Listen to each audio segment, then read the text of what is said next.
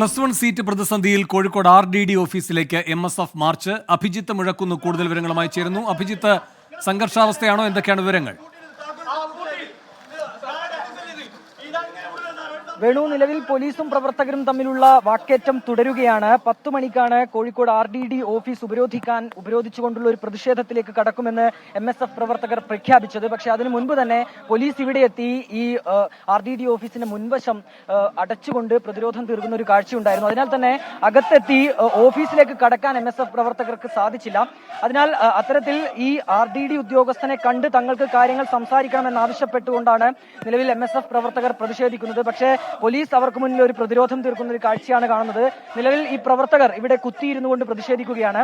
കഴിഞ്ഞ ദിവസങ്ങളിൽ ഉൾപ്പെടെ വലിയ രീതിയിലുള്ള ഒരു പ്രതിഷേധം ഈ മലബാറിലെ +1 സീറ്റ് പ്രതിസന്ധിയുമായി ബന്ധപ്പെട്ടുണ്ടായിരുന്നു.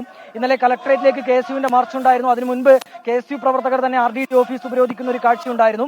ഏതായാലും MSF ശക്തമായ രീതിയിലുള്ള ഒരു പ്രതിഷേധത്തിലേക്ക് കടക്കുന്ന കാഴ്ചയാണ് നിലവിൽ കാണുന്നത്. 10,000-കണക്കിന് വിദ്യാർത്ഥികൾ 3ാം ഘട്ട അലോട്ട്മെന്റ് വന്നിട്ടും പുറത്തു നിൽക്കുന്ന ഒരു സാഹചര്യത്തിലാണ് പ്രതിഷേധം കടുപ്പിക്കാനുള്ള MSFന്റെ തീരുമാനം. സപ്ലിമെന്ററി അലോട്ട്മെന്റ് കഴിയുന്നതോടെ ഈ പ്രശ്നങ്ങൾ പരിഹരിക്കുമെന്നുള്ളതാണ് സർക്കാർ വാദം. പക്ഷേ അത്തരത്തിലല്ല, കൂടുതൽ സീറ്റുകൾ തെക്കൻ കേരളത്തിലേത് ഉൾപ്പെടെയുള്ള സീറ്റുകൾ വടക്കൻ കേരളത്തിലേക്ക്, പ്രത്യേകിച്ച് മലബാറിലേക്ക് മാറ്റണം എന്നുള്ള ഒരു ആവശ്യമാണ് MSF ആദ്യഘട്ടം തന്നെ ഉയർത്തിയിരുന്നത്. അതുമായി ബന്ധപ്പെട്ടുള്ള ഒരു പ്രതിഷേധ പരിപാടിയിലേക്കുമാണ് MSF നിലവിൽ കടക്കുന്നത്. ഇപ്പോൾ പ്രവർത്തകർ അവിടെ കുത്തിയിരുന്നുകൊണ്ട് പ്രതിഷേധിക്കുന്ന ഒരു കാഴ്ചയാണ് കാണുന്നത്.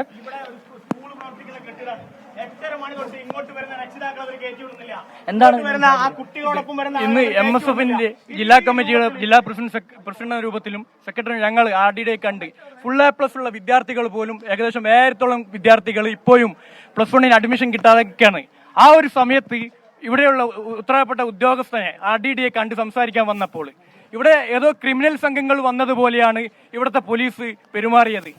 ഇത്രക്കാരം വിദ്യാർത്ഥികൾ പുറത്തു നിൽക്കുമ്പോൾ ഉത്തരവാദിത്തപ്പെട്ട ഒരു വിദ്യാർത്ഥി സംഘടന എന്ന രൂപത്തിൽ അതിന്റെ ഏറ്റവും ഉത്തരവാദിത്തപ്പെട്ട 2 പേര് ഇവിടെ ഒന്ന് സംസാരിക്കാൻ നിശ്ചയിച്ചപ്പോൾ അതിനുപോലും തയ്യാറാകാതെ ഈ നിങ്ങളിവിടെ കണ്ടല്ലോ, RDD ഓഫീസ് പോലീസ് പൂട്ടിയിട്ടാണ് അവിടെ അവരെ സംരക്ഷിക്കുന്നത്. ഞങ്ങൾ മാന്യമായ രൂപത്തിൽ ഇവിടെയുള്ള വിദ്യാർത്ഥികളുടെ വിഷയം സംസാരിക്കാൻ വേണ്ടിയാണ് വന്നത്. +1 സീറ്റ് പ്രതിസന്ധിയുമായി ബന്ധപ്പെട്ട കോഴിക്കോട് RDD ഓഫീസിലേക്കുള്ള MSF മാർച്ചിൽ സംഘർഷം. ഇപ്പോൾ അവിടെ നേതാക്കന്മാരടക്കം കുത്തിയിരുന്ന് പ്രതിഷേധിക്കുകയാണ്.